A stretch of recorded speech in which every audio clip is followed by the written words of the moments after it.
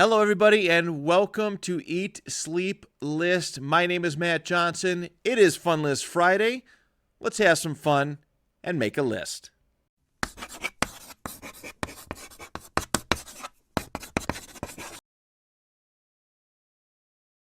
All right, so today's Fun List Friday topic is something that I really enjoy talking about every chance I get.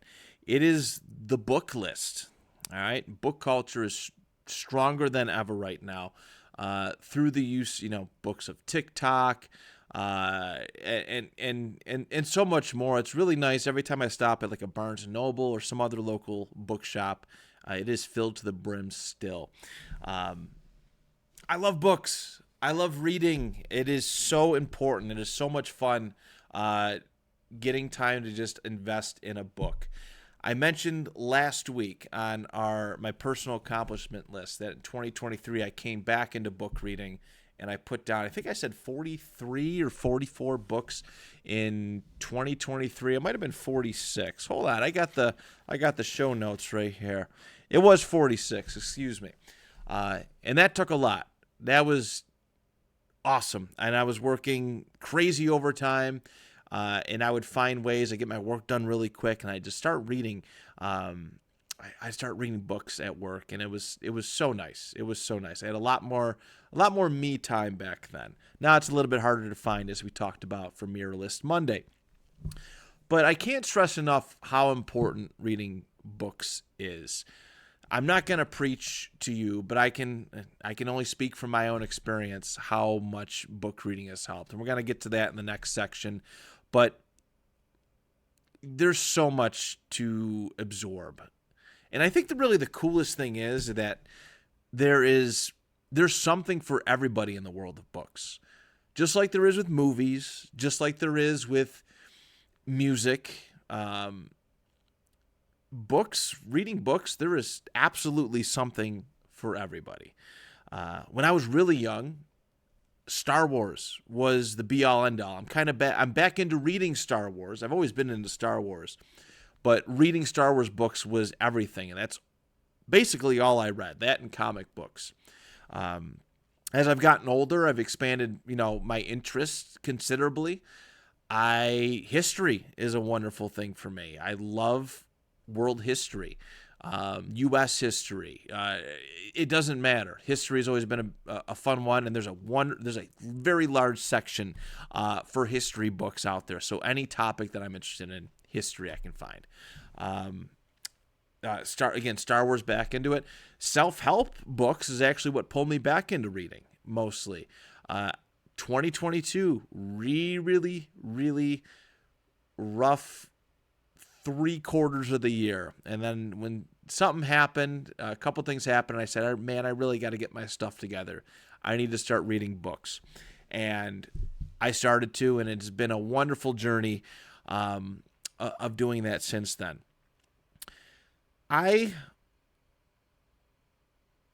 Books has always been like this thing for me. So I did mention before about how I stopped for a long time, right?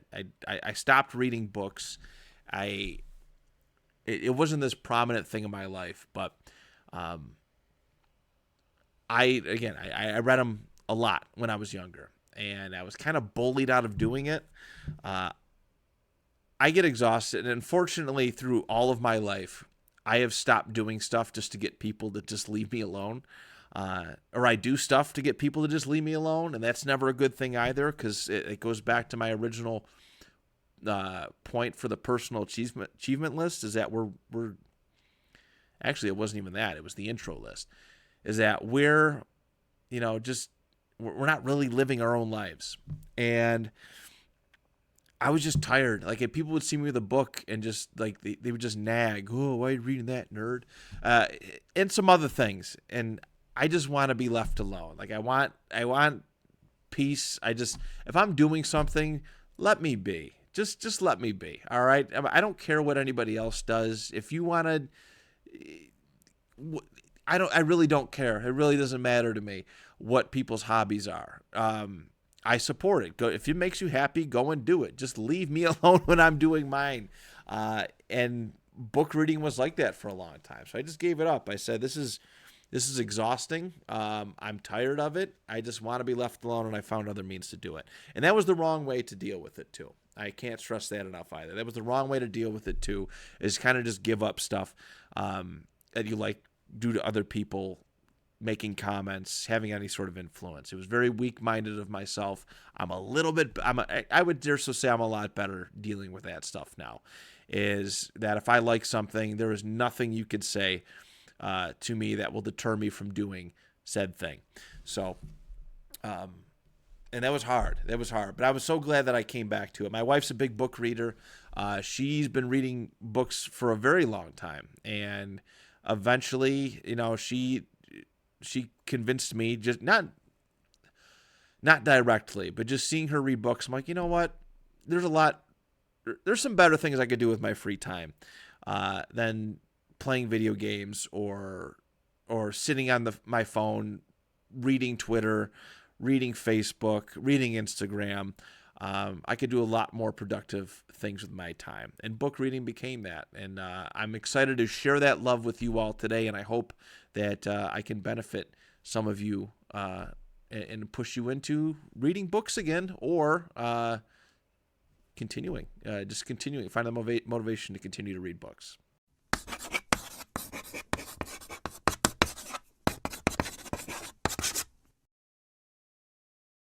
So I did a little bit of homework, but also I can speak from personal experience about some of the benefits from picking up a book. We live in an age of information, and it's never a bad thing to know stuff and things, especially about something you like and you're passionate about. I mentioned history, Star Wars, self-help, other things. If I'm going to be passionate about something, I want to be knowledgeable of said thing, and books is a great pathway to do that. I'm more invested in sitting and trying to learn via reading an actual book versus scrolling through some a website or watching a video. I felt like I absorb information a lot better reading a book. Again, that's just me. I find myself actually, like, it's kind of interesting. Like, I'm like a sponge when it comes to reading books. Like, if I'm doing something, if I'm reading a certain type of book, I find my vocabulary kind of adjusting towards what that book is. Like a lot of the self-help books, I'm going to be naming some off in my top 10 list. I found myself using like bigger words, and my wife's like, what is that word? And what is this phrase you're talking about? And it's always kind of funny when you sit back and realize it, but it's also really cool. It's not in a snobby way, but there's nothing wrong with sounding intelligent. There's absolutely nothing wrong with sounding smart. It's people who talk down to others who they feel are beneath them, or become braggadocious about their intelligence that really annoy me. But there's nothing wrong with sounding intelligent. There's absolutely nothing wrong with it. My vocabulary, it adjusts to what I'm reading, and it's actually really cool. It's not even like planned. It just naturally happens. So that's why I love the idea of reading books. You just sound smarter. I guess even if you don't feel like you are, it helps out tremendously. It sharpens your mind. It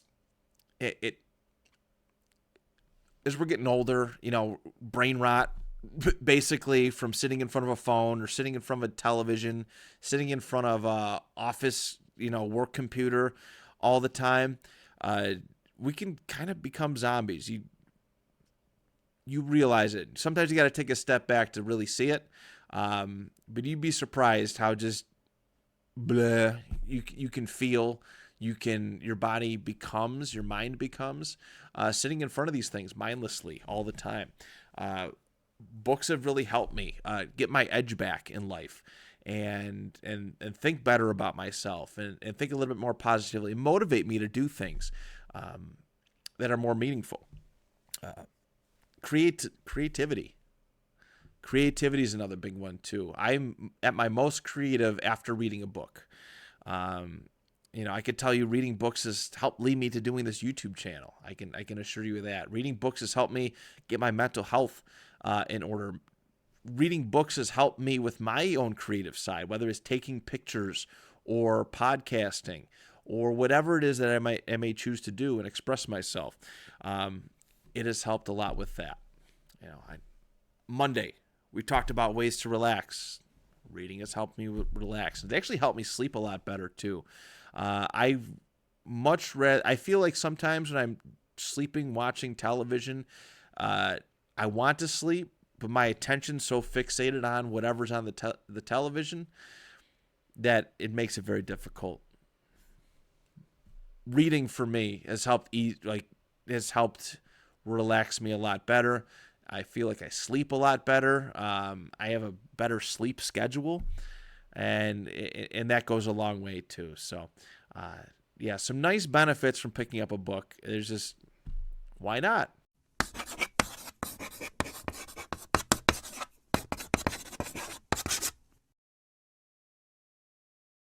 All right, lots of, maybe not lots, but there's plenty of lesson for today's fun list.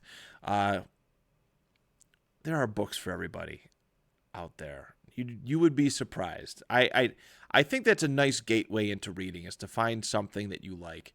That was always my problem in school, is that they would push reading books that were very uninteresting. I understand that teachers and all these curriculums had an idea and had a goal in mind when reading certain books, but I'm also a big believer in individuality, and not everybody's going to. You can give somebody a book, make them have to read a certain book in school or some other, and you could turn reading off for them entirely. Like you can just ruin reading for certain people. And I know plenty of kids from my days in grade school that read a book and couldn't stand the sight of it when they left. I was very fortunate where I willingly read outside of school. So, having to read another book was like, whatever. I'm not really excited about this, but I did take, I did read outside of school willingly because I wanted to. So there are literally books for everybody. It depends on what you're interested in. Murder mystery is a big one. My history, science fiction. There's books about movies, sports teams, and sports in general. I've read a lot of great football books in my day. One of them I'm actually going to mention in my top 10 list, but another one went back in time to the history of the National Football League, from the early beginnings of it. And there's other ones that are focused on individual players that are really cool. If you're a car person, there's books on cars. There are literally, the book market is like, I don't know if you could do anything new with books. I really don't think there's anything new you could do with books, because it is tapped every single medium possible interest that you can like, from video games, cooking, anything, infinite possibilities when it comes to finding books. So I think that's a good way to start. Think of something that you really, really, really enjoy and go find a book for it. I can guarantee there's something for it. It's got to go. Just got to get reading. And also the lesson from this list is, if you haven't read in a long time, maybe it's a good time to start. I'm not trying to force you to do anything that you're not really willing to do, but I'm only trying to encourage you to maybe give it a shot. You may like it. You may learn to love it. Or you may really realize that you don't like reading. But if it's been a while since you read a book, find something you really enjoy and give it a shot. I promise you, whether you find yourself as a lifelong reader or it's just not for you again, it'll be worth your time.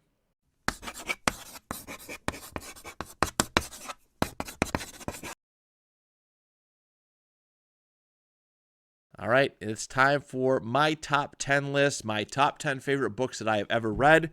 I will encourage you all, if you do decide to start reading again, or if you are a reader and don't know about this, there's a great app that you can use on your phone called Storygraph.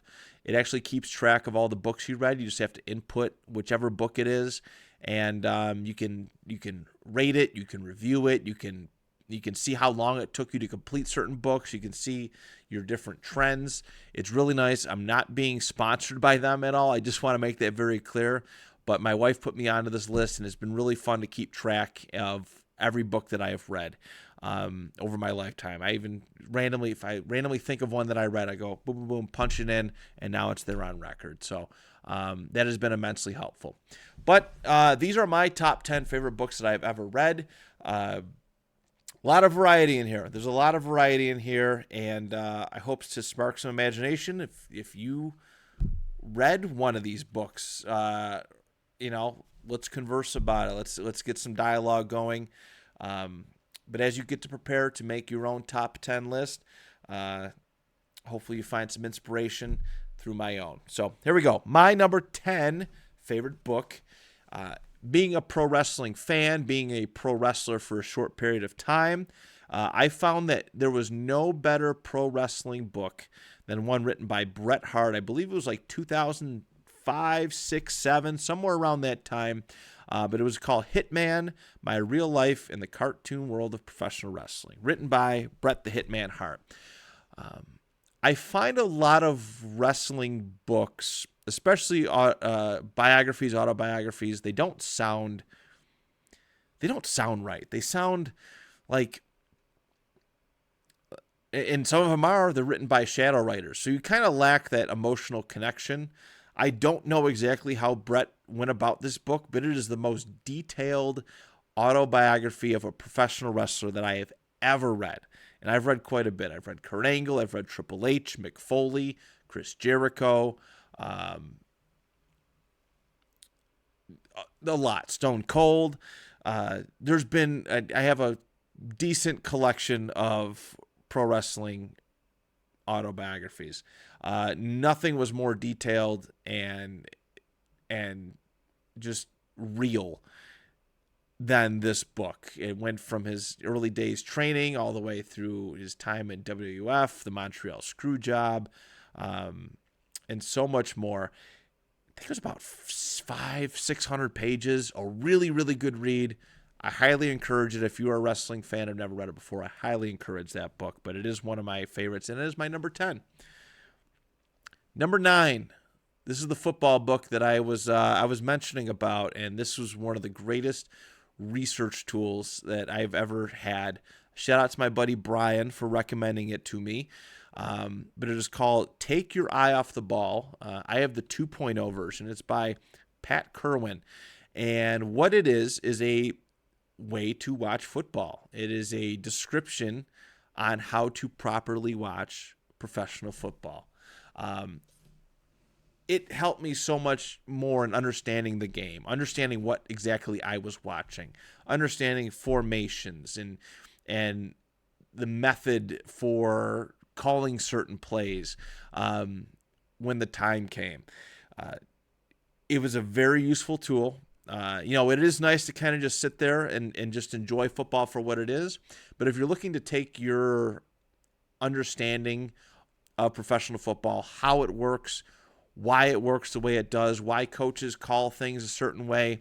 Even when we're frustrated, right, we're like, wow, why did you call that play? I still think of Russell Wilson in Super Bowl 49, how frustrating it was. But there was actually a method to the madness of calling that play instead of running Marshawn Lynch, which is very interesting. That is a great book to read. It came with a DVD. You can watch that along. Pat does a great job of explaining it, but it is one of my absolute favorite books because it brought knowledge to me. It helped me become a better football podcaster because I understood the game a lot more after doing it. As someone who's played a little bit of Little League and a year of JV, it helped me understand and appreciate football much more. So, number 9, Take Your Eye Off the Ball 2.0 by Pat Kerwin. Number 8, This book is awesome. It is called The Ultimate History of Video Games, From Pong to Pokemon. Stephen Kent is the name of it. He actually wrote it's a two-part series, two-part books, where the second one is more, turn of the century to what it is currently. That it was a great read, but the most interesting part was the development of video games to me. Because this goes back to pre-Atari, the formation of Atari, the video game crash, everything from then into, again, Pong to Pokemon. So much growth happened in that time for video games, and it was really cool to get a detailed breakdown of it. This book is just well written. And yeah, as a video game aficionado, not a diehard, a video game enjoyer, this is really cool to listen to how video games got to the point where we are today, where it's just this massive form of entertainment. Number seven is the book called Grant by Ron Chernow, about our 18th U.S. president, Ulysses S. Grant. We will be doing a president's list at some point, and I can't wait. I legitimately can't wait. I love U.S. history. I love presidential history. I know it's murky. It can be ugly. But there can be some wonderful stories out of it too. We will be doing that down the road, probably for the 4th of July episode. But Ulysses S. Grant, if you just hear a generalization of him, he's a drunk. He was not a great president. A lot of corruption. While that is all true, I actually, reading this book, I found out how great of a man that Ulysses S. Grant was, and it changed my perspective on him. It is a lengthy read, and the bulk of it is pre-presidency, right? Being in the Civil War, basically, being unconditional surrender. That's what they used to call him, unconditional surrender Grant, and the mercy he actually showed on the Confederates, because he knew that the country they were trying to reunite, at the end of the war. And he's actually a much better president than I think general history views him as. And it was really fun to read that. It was eye-opening, and it entirely changed my perspective of Grant. So that is my number 7 book. Number 6 is also another U.S. president, another one of my favorites. It's James Monroe. It's called James Monroe: A Life by Tim McGrath. It has a lengthy read about one of our founding fathers, and he's the 5th president. He's often forgotten about. He's the last of those founding father presidents. After him, you get John Quincy Adams, Andrew Jackson, and all that stuff, everything that led up to the Civil War. He's kind of the last of this early beginnings era of U.S. history, and I think a pretty good president. But nobody really knows about him. If you're not like a U.S. president expert, you hear the name James Monroe, you just don't know. I've always had an affinity for him, for the Monroe Doctrine, and to read a full book about James Monroe was really, really cool. I was so thrilled that I could find one. So that is my number 6. On to our top 5. My number 5, this is it. I've mentioned how important Star Wars books have been to me. But this is the one that's on my top 10. It is Star Wars Thrawn Alliances by Timothy Zahn. This Thrawn was one of those books that I read, and all of a sudden my language demeanor changed. He has such a powerful presence to him. For those who don't know, he's really, for the most part, only been featured in books. He just appeared in a live-action TV show in the Ahsoka show, streaming on Disney Plus. Also not a sponsor, but Thrawn was this character created by Timothy Zahn, and there's been multiple trilogies, some of it canon, some of it non-canon, but this Thrawn Alliances book was my absolute favorite. It takes place basically in 2 eras. So Thrawn meets Anakin Skywalker during the Clone Wars, and they set off on their own separate mission.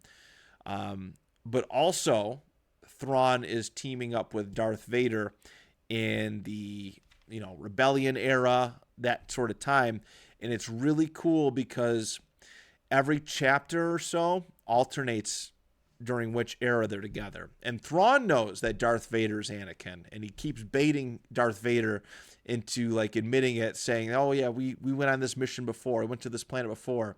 And Vader's always like, "Hey, that never happened." It's this like constant I don't want to say that, but it's this constant just ego battle between these two, and it's actually kind of funny. But I love these characters. I love the back and forth between them. If you are a Star Wars fan and have never read any of the Thrawn books, this is the second of the newer Thrawn trilogy. So you got a little bit of work to do to get to it, but it is really cool to read this book. I highly recommend it for the Star Wars fan. Thrawn's such a perfectly written character. My number 4. This is one of my favorite Christmas gifts that I've ever received, and this one came from my good friend Brian as well. You can check him out on Wednesdays during our Eat Sleep List podcast, Apple Podcasts, Spotify, bicbp-radio.com. He's one of my co-hosts for that, along with Dan. But a couple years ago for Christmas, he had come back from a vacation, and he handed me this book. It's called Team of Rivals: The Political Genius of Abraham Lincoln by Doris Kearns Goodwin. Wow. It was an amazing book, and it took some time. It was a very lengthy book, but it was basically a story of Abraham Lincoln putting together this cabinet of competitive political rivals because he wanted the best minds to help win the Civil War, help hold the country together. And I love the way it was written. I love the way that it followed the perspective of all these people, and it gave me a newer appreciation for Abraham Lincoln. Lincoln, is basically a folklore hero for what he did during the Civil War, leading the country and the Union back together. But there is like some stuff that it's like, maybe Lincoln's not the guy he thought he was, but that can be that's literally everybody in the world. But I really found a new appreciation for Lincoln after reading this book. I am forever grateful. This is one of the best Christmas gifts I've ever received. And it was so nice I was so emotionally invested in all these people throughout it. And like the assassin, it went into deep detail about the assassination, can't speak right, of Lincoln. It was just a roller coaster of a ride, and it gave me new details that I'd never known before. So highly recommend that one. That is my number 4. Number 3, one of my favorite world conquerors, historical figures is Napoleon Bonaparte. And actually, before I really, really got back into reading, I started to get allured to it, and this was one I picked up many, many years ago. So I just did it out of, okay, let me give this a shot. And I ended up reading, this is the first book, no, it's the only book I've ever read twice. It is. Napoleon, A Life by Andrew Roberts. And this author goes into, he gets letters and all sorts of different things to tell the story of Napoleon, historical accounts. And you really get a look inside his mind, his thoughts, his dealings. Napoleon was one of the greatest conquerors in world history, and whether you love him or hate him, how controversial he was, or you just don't have an opinion of him, I think it's quite the tragedy. His whole life from start to finish, and a lot of it was his own undoing. That's what makes it a tragedy, but it is one of my favorite books ever. Being as it's my number 3, and just a really cool look at Napoleon. So, number 2, this book was recommended to me by a friend at work, somebody who I look up to, a mentor in a sense. He's got a brilliant mind, but it's The 48 Laws of Power by Robert Greene. This book helped change. I need to reread it. I need to reread it again, but it helped change the way I move through life. maybe more careful, more maybe tactful with how I deal with things, with how I deal with people, um, how I operate, basically. It is a very popular book, and I highly recommend it. My vocabulary changed with it, and just the ways that I thought changed with it.